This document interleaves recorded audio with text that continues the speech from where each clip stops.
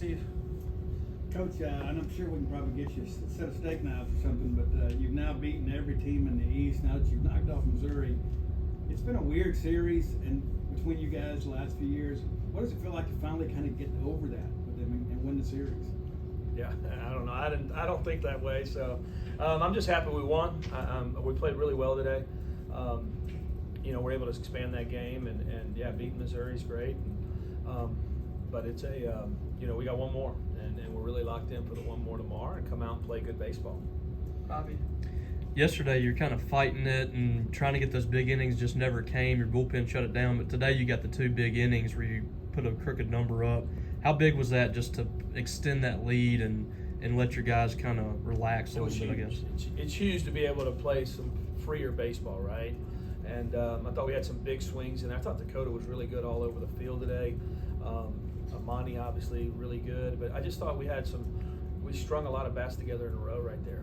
And I think that was, giving us a little bit of, freedom to play and just relax and have fun. It has been. Even Tuesday night felt tight, but be able to score some runs because what they do is they're very good pitching wise and defensively. I mean, and we'll see more arms tomorrow. I think their Friday and Saturday guy are throwing tomorrow, so you're gonna see some good arms in the series from them. Steve. Along those lines too, everybody kind of had a contribution today. You mentioned DJ was locked in. Kohler goes the other way with one, and it seems like today was kind of a bit more of a team win where you had maybe like Joe on Tuesday kind of carrying the team. What were your thoughts on that? No, it's great because we need the Amanis. We need everybody locked in. Hunter hits a big ball today, and has a walk. I mean, I just think it's everybody being a part is huge, and having some success and feeling good about playing baseball. So as you're building, as this keeps moving, it becomes a lot of fun, and I want them all to be able to enjoy that. Steph. You talked on Tuesday about you liked the catching situation that you had, and obviously Johnny's worked with Dangelo all season. What's the communication, I guess, kind of like with them? How much chemistry do they have, and how much of that is Parker? How much is Johnny? Like, who's kind of going through the communication? I think that's probably a 3-headed monster.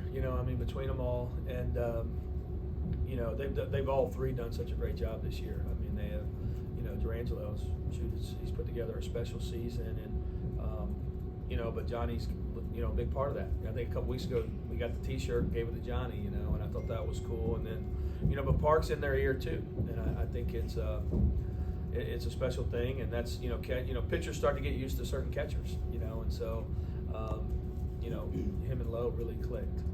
Robbie. You mentioned a few weeks ago that you just really trusted Amani, that it was gonna come, and you've left him in the lineup. You tried to get him to work through this, and you're seeing some big hits now the last couple of weeks. I mean, how does that make you feel to see him breaking out of this, and also he's getting a chance to get back out in the field too? Yeah, that may be part of the reason, right? I'm sure he'd tell me that. So the guy who makes out the lineup card, but guys, there's nobody who works as hard as Amani in our program, and he's a wonderful kid, and he's a really good baseball player. And this game is tough, and it's fun to see him reap some of those rewards. And it's I have Logan Kohler, who I feel like is starting to play really good baseball. It's a baseball it goes like this. It's different than all the other sports. And you got to be mentally tough, and you got to be locked in, but you got to stick with it. And I think Amani's stuck with it, and you're starting to see that right now. Grace. Dangelo had 9 strikeouts at one point. I think he had 5 in a row. What did you make of his outing today? I thought it was really good, sharp. He wasn't as sharp last week, and looked a little uncomfortable. And I could tell after the first pitch or two that he was ready to go. You could just see him. He's got a different attitude when he feels really good like that. And I could just tell right in the first inning that he had his good stuff. Steve. Coach, when you first couple of years you had a roster filled with guys with tons of postseason experience. You barely have anybody on this roster now that has any postseason experience. How is you as their leader? How do you kind of prepare them to handle the pressure and the moment of clinching and kind of pushing into this tournament? It's nice having postseason success, and sometimes when you have none, they're just too dumb to realize it, right? Like, just go out and play ball. So I think we've talked about it as a coaching staff a little bit, of helping these guys out a little bit and what can we do. But the reality is it is just baseball, and there is pressure that goes with it, but who plays with more pressure than us all year long? There's nowhere in college baseball. There's a couple places maybe the same, but we play in front of big crowds and expectations every game. So these are just, these are just added on. Steph. Durangelo, he came out sharp in that game that you guys had at Vandy, and then in the last innings, kind of where they got to him. What did you see from him today that maybe he was able to get through those 5th, 6th, 7th innings? Yeah, he had the middle innings. He was so efficient. I mean, there was a couple of them, but he didn't strike them out. He just got a couple really quick outs. I think that's what really helped him there. At the end, he still had his stuff. I mean, it was still 95 to 97 there late. I think that's what helps him. Robbie. One of the challenges you've had for your teams after you win these first 2 games is finishing and trying to get that last win. I don't know if you'll know for sure until tomorrow, but what's kind of your read on your team going into Game 3 tomorrow? Well, we talked about it's the last game of the season, and it's an important one. We're still playing for stuff. We're still playing for seeding, for hosting, for all those type of things. I just, I challenge them to come out. I told them they have some of their better arms still left. They're going to come out and try to play good, and we have to take it from them. And that's in this league, it's just so hard when you do sweep.